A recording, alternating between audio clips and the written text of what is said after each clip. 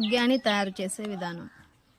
ముందుగా పచ్చిమిర్చి నీట్గా కడుక్కున్న తర్వాత ఉప్పు పసుపు వేసి దానిని మెత్తని పేస్ట్లా గ్రైండ్ చేసుకోవాలి.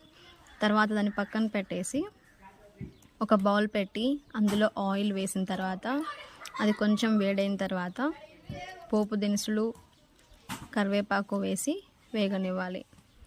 తర్వాత ఆనియన్స్ వేసి బాగా వేపుకోవాలి. బ్రౌన్ కలర్ వచ్చే వరకు బాగా వేపుకోవాలి.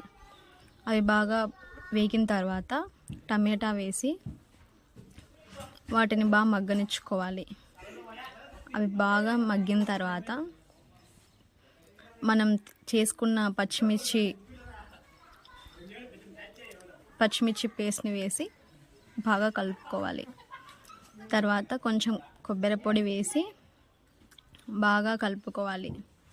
పచ్చివాసన పోయే వరకు కలుపుకున్న తర్వాత